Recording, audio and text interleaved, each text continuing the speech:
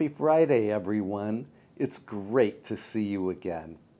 Today, I want to invite you to my home for drinks and nibbles. For nibbles, I am preparing an elegant but budget-friendly charcuterie board. Traditionally, charcuterie only refers to cured meats, but these days, a charcuterie board always includes cheeses and other things. So let's head to the market to procure our charcuterie goods. Yesterday, there was sun and there was rain, beauty in the mundane. Our first stop is a gourmet food store in Hudson, New York. The little city of Hudson has the distinction of being the first city in the United States. That is, it was the first city to be incorporated after the 13 colonies became the United States. Hudson boasts some of the finest 18th and 19th century architecture in the Northeast.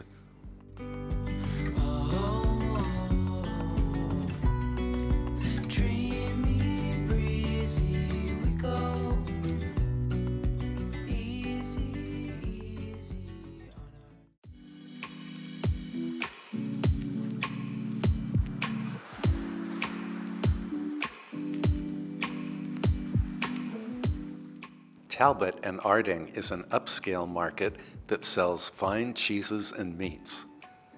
I used a gift card to buy a baguette, a jar of fig jam, a wheel of exotic cheese, and a small bag of almonds. The total cost was $60 and change. Ouch. Much more reasonable was the Hudson Aldi. There, I purchased for only $36 everything I could possibly need for a charcuterie board. Elegant entertaining does not have to be expensive. We are home again, and I wanted to show you just some of the boards that I've used for charcuterie. This isn't really a board, but it's an inexpensive paella pan that I bought on Amazon. Works great for charcuterie. A traditional cutting board also works great. Today, I'm going to use this large, round cutting board for our charcuterie. This is the baguette we bought at Talbot and Arding. I'm going to slice it up, toast it lightly, and it will be great with cheese.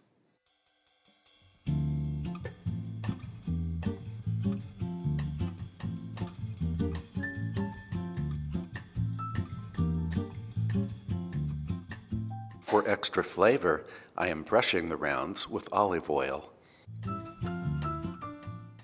I'm going to pop these into a 375 degree Fahrenheit or 190 degrees Celsius oven just until the baguettes toast lightly. It's going to take 5 to 7 minutes.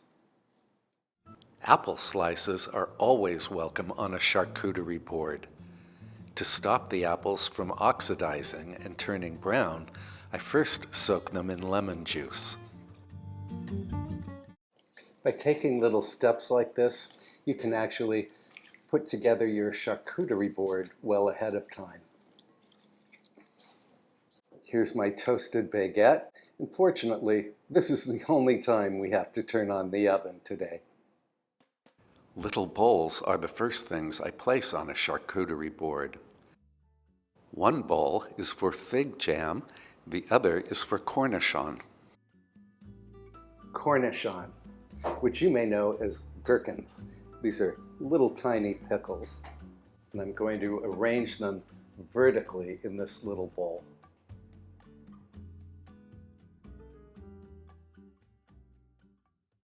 Typically, a charcuterie board includes 3 kinds of cheeses: hard, semi-soft, and a creamy cheese. For the creamy cheese, I'm using Brie. And I want to take a few slices from this.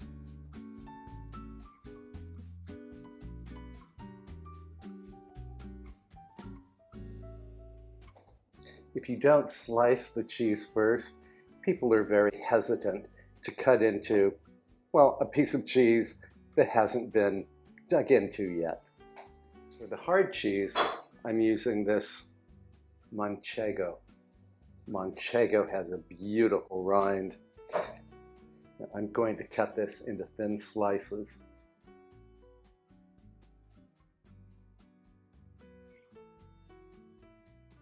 Here's a clever way to display the Manchego.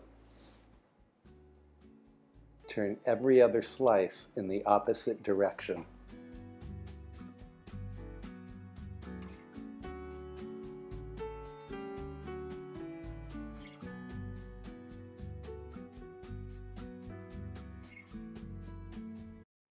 For semi-soft cheese, I'm using this Gouda.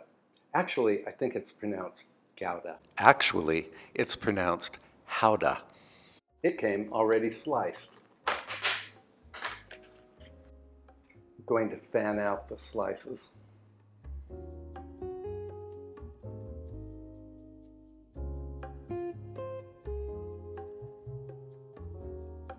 And I'm going to eat one of the slices. Good. I think the cheeses should be in groups of 3 or 5, odd numbers. I have 5 cheeses. This is Havarti cheese. It's an inexpensive cheese. It's really delicious, semi-soft. I'm going to cut it into thin rectangles.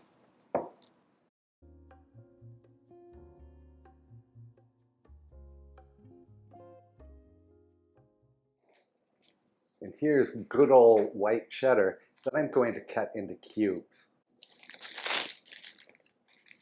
Each cheese should be cut into its own special shape.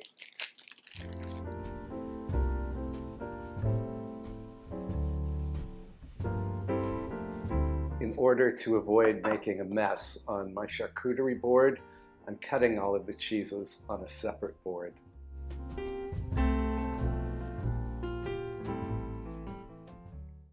Charcuterie boards always seem to require a green element. And of course, I have the gherkins here, but I'm also going to add some miniature cucumber.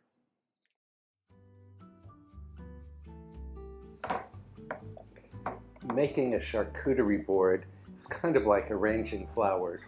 You just have to go for it.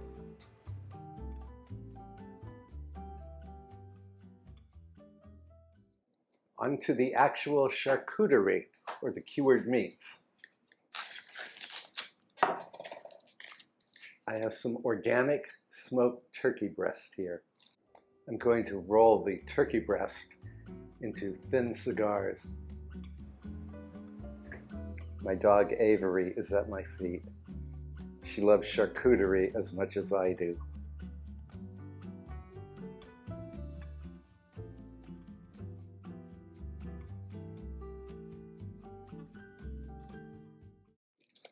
Now I have this combo pack of pepper salami, hot cappacolo, and hot Calabrese. For an attractive presentation, I am folding these meats into little triangles.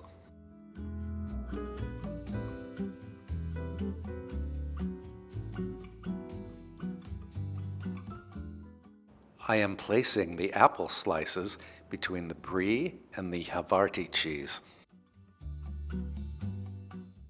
Next, I'm going to add grapes. And I wanted to mention that a charcuterie board should have no empty spaces. It should look abundant.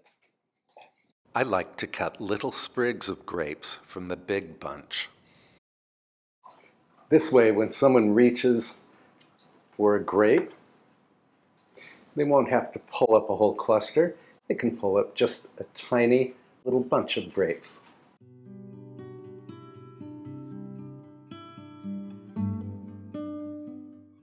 To fill in the empty spaces on the board, I am adding dried apricots, salted almonds, and blackberries.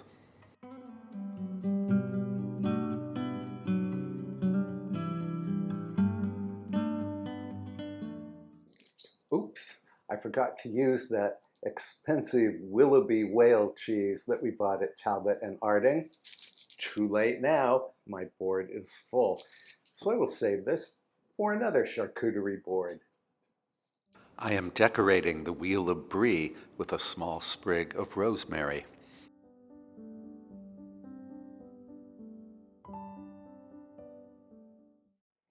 And I'm going to put the cracker assortment that we purchased at Aldi's in this 19th century bowl.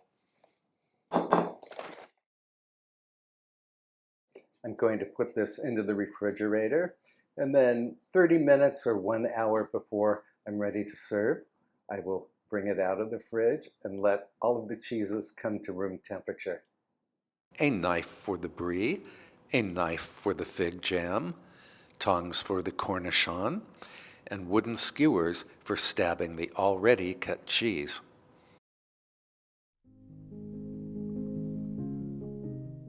My friend Victoria is joining me for drinks and nibbles in the herb garden. Mr. Fox will join us as soon as he arrives home.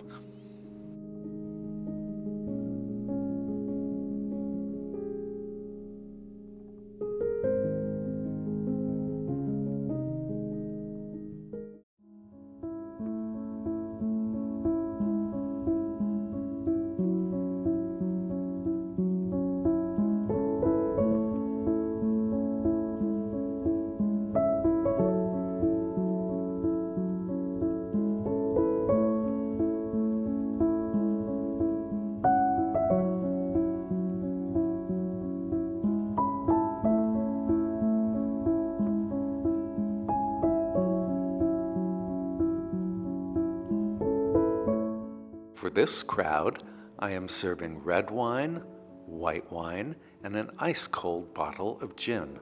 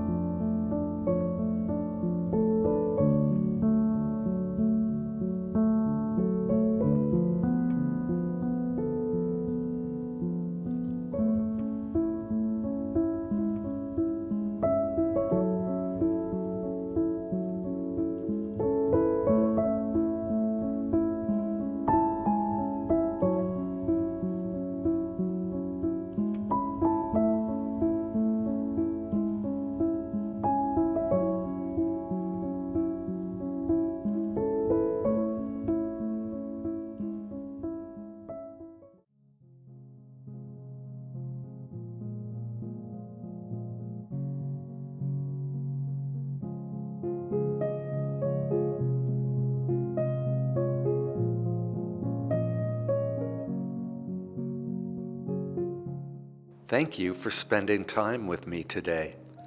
I hope you feel inspired to create your own unique charcuterie board. To see more recipes and entertaining ideas, be sure to like, comment, and subscribe. I look forward to seeing you in next week's episode. Have a wonderful week, my friends.